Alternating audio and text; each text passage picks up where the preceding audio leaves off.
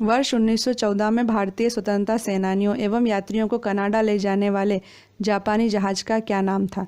इसका उत्तर है कामागाटा मारू।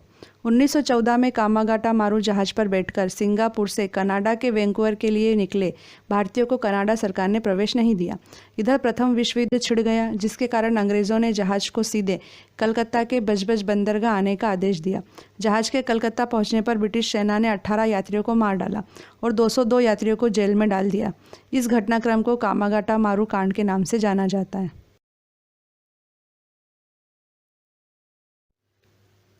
स्वामी विवेकानंद ने रामकृष्ण मिशन की स्थापना कहाँ की थी? इसका उत्तर है वेल्लूर में। रामकृष्ण मिशन की स्थापना 1 मई सन 1897 को रामकृष्ण परमहंस के शिष्य स्वामी विवेकानंद ने की थी। इसका मुख्यालय कोलकाता के निकट वेल्लूर में है।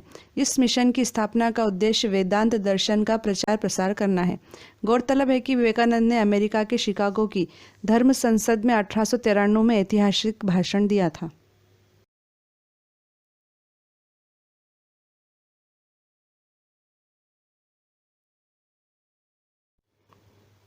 भारत में महात्मा गांधी के नेतृत्व में पहला जन आंदोलन किसे माना जाता है? इसका उत्तर है चंपारण सत्याग्रह। गांधी जी के नेतृत्व में बिहार के चंपारण जिले में सन 1917 में एक सत्याग्रह हुआ था, जिसे चंपारण सत्याग्रह के नाम से जाना जाता है। गांधी जी के नेतृत्व में भारत में किया गया यह पहला सत्याग्रह अर्थात जन आंदोलन था।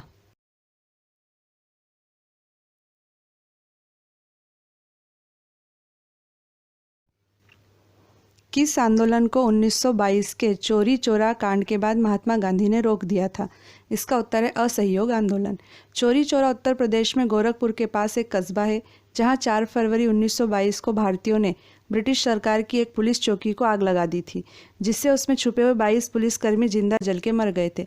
इस घटना से आहत होकर महात्मा गांधी ने असहयोग आंदोलन रोक दिया था।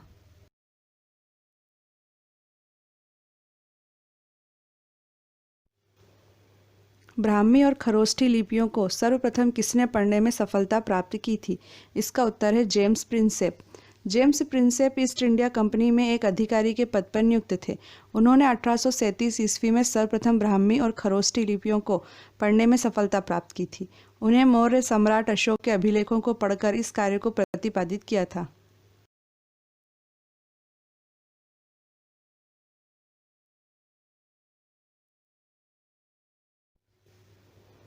हिंद स्वराज नामक प्रसिद्ध पुस्तक के लेखक कौन है? इसका उत्तर है महात्मा गांधी।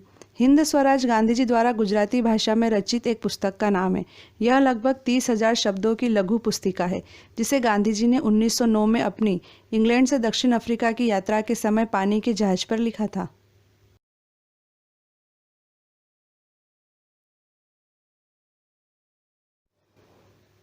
सम्राट अशोक ने अपने किस शिला राजादेश अर्थात अशोक के अभिलेख में युद्ध त्याग की घोषणा की है?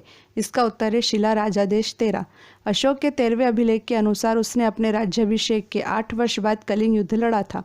कलिंग विजय उसकी आखिरी विजय थी। यह युद्ध 262 से 261 ईसा पूर्व में लड़ा गया था। इस अभिलेख में सम्राट अशोक ने कलिंग युद्ध के हताहतों का उल्लेख किया है और युद्ध त्याग की घोषणा भी की है।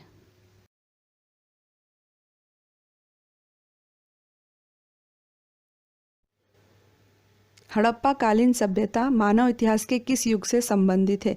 इसका आंसर है कांस्य ताम्र पाषाण युग। हड़प्पा पाकिस्तान के पंजाब प्रांत का एक पुरातात्विक स्थल है। यह साहिवाल शहर से 20 किलोमीटर पश्चिम में स्थित है।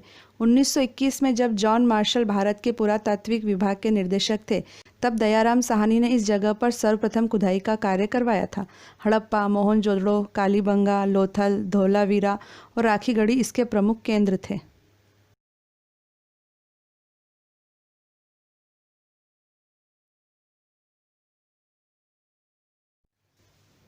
महात्मा गांधी ने किस एकमात्र कांग्रेस अधिवेशन की अध्यक्षता की थी? इसका उत्तर है बेलगाम अधिवेशन। कर्नाटक के बेलगाम शहर में 1924 में कांग्रेस का 39वां अधिवेशन हुआ था। यही एकमात्र ऐसा अधिवेशन था जिसकी अध्यक्षता महात्मा गांधी ने की थी। इसी बेलगाम में देश का एकमात्र कुआं है जिसका नाम कांग्रेस कुआं है। गौरतलब है कि लोकमान्य तिलक ने 1916 में बेलगाम से ही अपना होम रूल लीग आंदोलन शुरू किया था।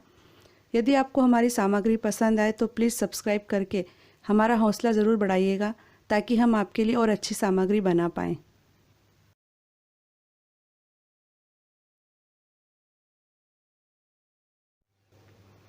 छत्रपति शिवाजी की मंत्री परिषद को क्या कहा जाता था? इसका उत्तर है अष्टप्रधान। छत्रपति शिवाजी की अष्टप्रधान व्यवस्था में जो 8 पद होते थे वे हैं, पहला है पेशवा, दूसरा सरे नौबत अर्थात सेनापति, तीसरा अमात्य, चौथा वाक्यान्विश, पांचवा शुरूनविश या चिटनीस, छठा है दबीर या सुमंत अर्थात विदेश मंत्री, सातवां सदर या पंडित राव और आठवां है न्यायाधीश। अष्टप्रधान व्यवस्था में पेशवा का पद सर्वाधिक महत्वपूर्ण सम्मान का पद होता था।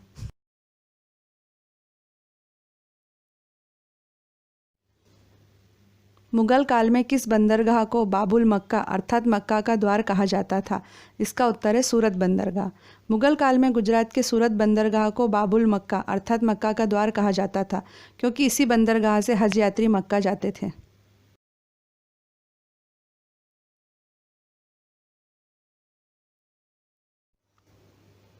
हड़प्पा कालीन संस्कृति से संबंधित स्थल रंगपुर किस राज्य में स्थित है? इसका उत्तर है गुजरात। रंगपुर गुजरात के काठियावाड़ में सुखभादर नदी के समीप स्थित है। इस स्थल की खुदाई वर्ष 1953 से 1954 में ए रंगनाथ राव द्वारा की गई थी। यहाँ पर हड़प्पा कालीन संस्कृति के अवशेष मिले हैं।